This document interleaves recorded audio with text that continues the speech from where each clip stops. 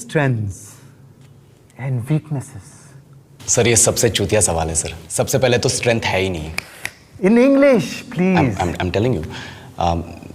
Why will I tell you my weaknesses? मैं आपको अपने स्ट्रेंथ वीकनेस के नाम पे बताऊंगा. You know, जैसे English. I'm a perfectionist. मैं वर्कोहॉलिक हूँ. मैं इनोसेंट. English. अच्छा बैंक क्या लौड़े?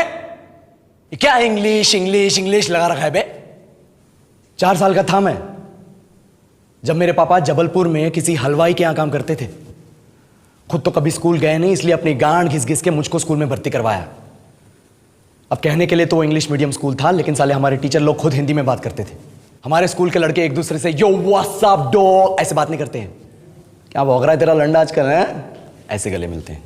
किसी तरह रट्टा मार मार के 10th तक पहुंचे तो पता चला कि जिंदगी में सफल होने के लिए एक ही तरीका है और वो है इंजीनियरिंग.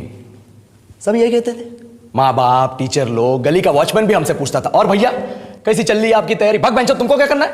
इसलिए हमारे स्कूल के बच्चे हम सब पहुंच गए बकरों की तरह. मैं IIT, मैं NIT.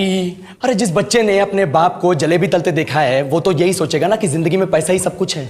I did not choose this engineering life, sir, and neither did this engineering life choose me. It was shoved down my throat by my teachers while my hands were tied to my back by my friends and my parents watched in silence. और English सुनेगा तो मादरचोद तो सुन.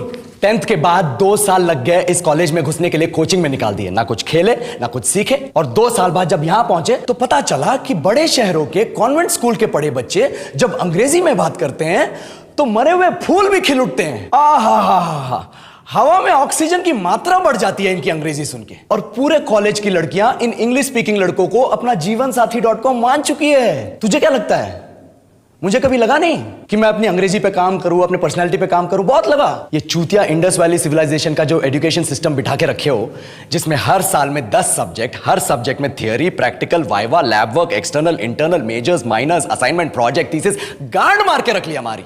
महीनों तक नहाना भूल जाते हैं हम लोग और फिर हमारा परसेप्शन बना देते हो कि हम ऐसे ही रहना चाहते हैं. अब इस साल में एक बार कल्चरल फेस्टिवल आता है, एक बार. उसके लिए भी प्रोफेसर से भीख मांगनी पड़ती है. अरे बिना इंग्लिश बोले, बिना लड़कियों से बात किए कौन गांडू रहना चाहता है वैसे?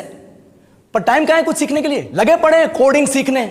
3 लैंग्वेज सीख रहे हैं अलग अलग इंग्लिश छोड़ के. लेकिन जब प्लेसमेंट्स की बात आई तो सबको एप्टीट्यूड चाहिए, पर्सनैलिटी चाहिए, इंग्लिश स्पीकिंग चाहिए. It is not that we can not speak English, sir. We are just very conscious of our diction and our pronunciation and we are not confident to speak in front of anyone else. If the curriculum was a little bit diverse, if the engineering colleges in our country focused on our all round development instead of functioning like a goddamn factory that is just mass producing robots by killing their dreams and handing out degrees, I would not be sitting here in this pointless HR interview, the likes of which exist only in our country.